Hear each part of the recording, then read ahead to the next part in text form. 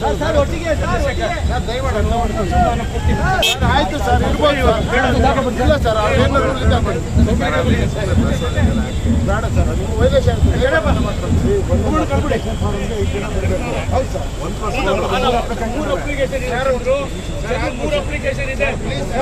Sir ಒಂದೇ ಒಂದು ಕಿತ್ ಮಾಡಿ ಮೀಡಿಯಾದವ್ರಿಗೂ ಅಲ್ಲ ಇಲ್ಲ ದಯಮಾಡಿ ನೋಡ್ಬಿಟ್ಟು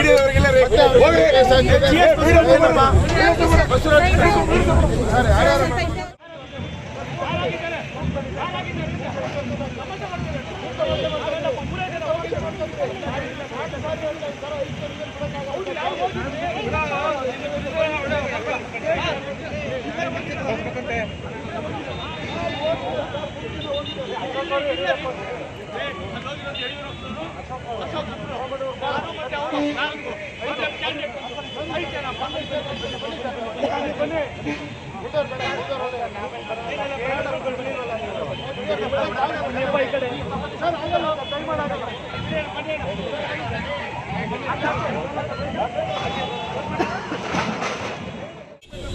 ಸರ್ ಒಟ್ಟಿಗೆ ದಯಮಾಡಿ ಆಯ್ತು ಸರ್ ಇರ್ಬೋದು ಇಲ್ಲ ಸರ್ ಏನಾದ್ರು ಬೇಡ ಸರ್ ನೀವು ವೈದೇಶ ಹೌದು ಸರ್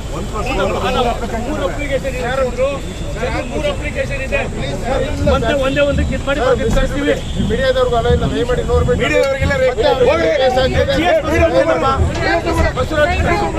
ಸರ್ ಯಾರ್ಯಾರು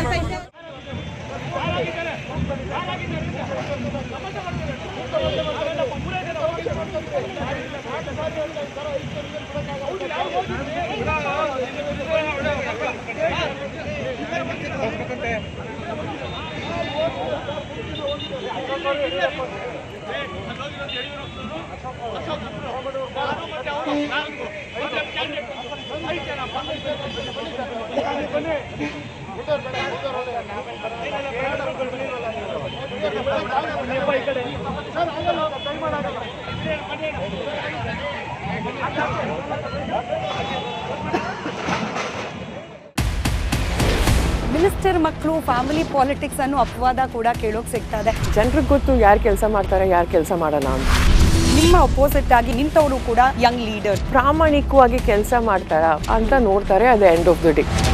5 ವರ್ಷದಲ್ಲಿ ಹಾಗಾದ್ರೆ ಸಂಸದರಾಗಿ ತೇಜಸ್ವಿ ಸೂರ್ಯ ಅವರು ಏನು ಮಾಡಲೇ ಇಲ್ವಾ? ನಮ್ಮ ಕರ್ನಾಟಕದಲ್ಲೇ ಇಲ್ಲ, ಆಫೀಸಲ್ಲೇ ಇಲ್ಲ ಅಂದ್ರೆ ಏನು ಪ್ರಯೋಜನ?